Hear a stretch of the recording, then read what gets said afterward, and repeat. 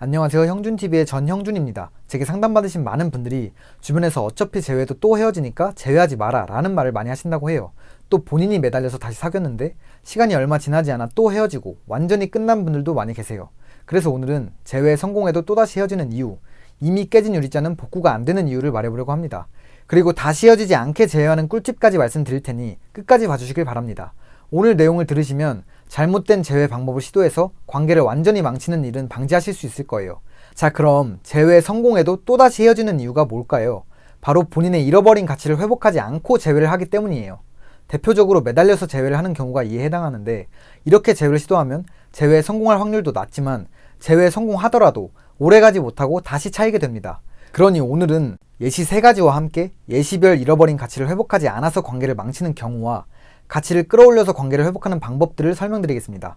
예시는 총 2가지가 있는데 1번 집착해서 헤어진 경우, 2번 싸워서 헤어진 경우입니다. 자, 그럼 1번 집착해서 헤어진 경우부터 설명드리자면, 내담자님이 집착이 심해서 상대가 마음이 식고 지쳐서 헤어졌는데 내담자님이 매달려서 재회에 성공한 경우가 있었습니다. 그때 상대의 마음은 예전처럼 좋아하는 마음이 아니라 그래 너 어떻게 하나 보자, 혹은 마음이 약해져서 만나줬을 확률이 높습니다.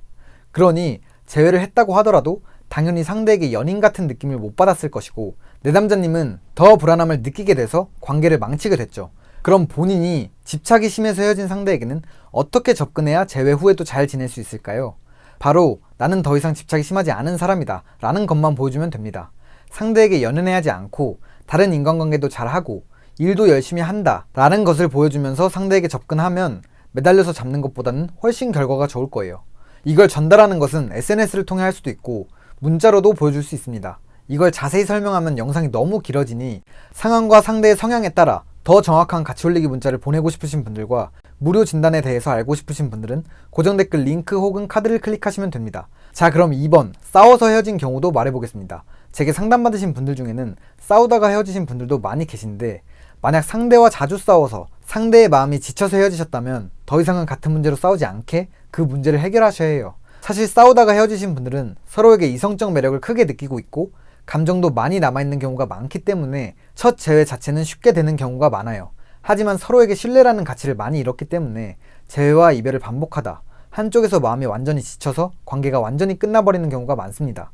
본질적으로는 본인의 신뢰 가치를 회복하지 못해서 끝나게 되는 거죠. 그러니 이 경우에는 싸움의 본질적인 문제를 해결할 수 있다는 것을 보여주면 됩니다. 그것만 보여주면 재회는 쉽게 되고 그 이후에도 행복하게 연애하실 수 있을 거예요. 예를 들어서 욱하는 것 때문에 헤어지셨다고 하면 심리학 책에서 봤는데, 서로 감정이 상했을 때 바로 대화를 하면 상대의 감정적인 말에 반응해서 서로 언성이 높아질 수 있고 말이 세질 수 있으니, 감정이 상했다면 적어도 10분 정도는 다른 데로 가 있는 게 좋다고 하더라. 그 후에 감정이 가라앉고 이성적인 상태에서 말을 하면 욱하지 않을 수 있다. 이런 식으로 해결책도 제시해 주면서 본인은 문제를 인식하고 있고 바뀌려고 노력하는 사람이다 라는 것을 상대에게 보여주는 것이죠. 물론 본인도 진짜로 바뀌셔야 합니다. 그러면 잃어버렸던 신뢰도 회복하게 되고 관계도 다시 좋아지게 될 거예요.